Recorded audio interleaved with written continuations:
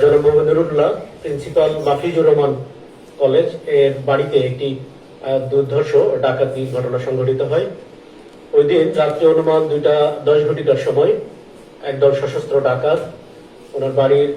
জানলার গ্রিল ভেঙে বাড়িতে প্রবেশ করে এবং বাড়ির সদস্যদেরকে অস্ত্রের মুখে জিম্মি করে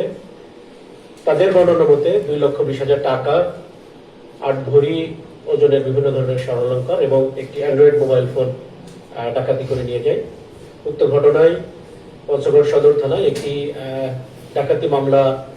রুজু হয়। উক্ত ঘটনায় থানা পুলিশ এবং জেলা ডিবির একটি চৌকস দল তদন্তে নামে এবং বিভিন্ন আধুনিক কলাকৌশল ব্যবহার করে গত 4/3/2026 তারিখ রাত্রি অনুমান 2টা থেকে 3টার মধ্যে পঞ্চগড়ের গাড়াতি ছিটমহল, পুকুরিডাঙ্গা সহ বিভিন্ন জায়গায় অভিযান করে প্রাথমিকভাবে 5 জন ডাকাতকে তারা গ্রেপ্তার করতে সক্ষম হয়। গ্রেপ্তারকৃত ডাকাতগণ হল মোহাম্মদ মুজিবুর রহমান পিতা মিনহাজ আলী সাং মাধৈপাড়া, মোহাম্মদ রমজান আলী পিতা মৃত বসির উদ্দিন সাং পশ্চিম মাধৈপাড়া, মোহাম্মদ সাদ্দাম হোসেন পিতা মোহাম্মদ আবুল আলম সাং জুকি ভিটা, মোহাম্মদ আশিক পিতা মোহাম্মদ হাবিব সাং রাজমহল পূর্ব বাগান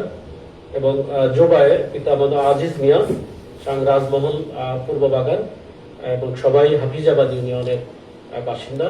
তাদেরকে গ্রেপ্তার করা হয় এবং তাদের দেখানো মতে এবং তথ্য মতে লুণ্ঠিত একটি স্মার্টফোন,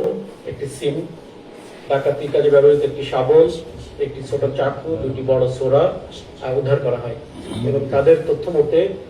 ডাকাতির মূল পরিকল্পনাকারী মোহাম্মদ আলম পিতা মৃত আব্দুল জলিল সাং জুগিভিটা থানা সদর জেলা পঞ্চগড়কে তার এলাকা থেকে গ্রেপ্তার করা হয় পরের দিন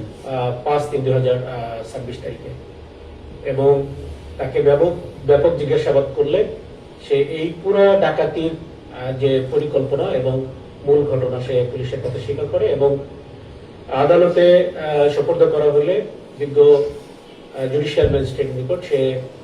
ফৌজদারি কার্যবিধির 164 ধারা মোতাবেক স্বেচ্ছায় স্বীকারোক্তিমূলক জবানবন্দি প্রদান করে। 27 তারিখ দিবাগত রাতে তারা এই ডাকাতিটা সংঘটিত করে এবং তারা, আমি আগে বলেছি যে জানলার গ্রিল ভেঙে বাড়ির ভিতরে প্রবেশ করে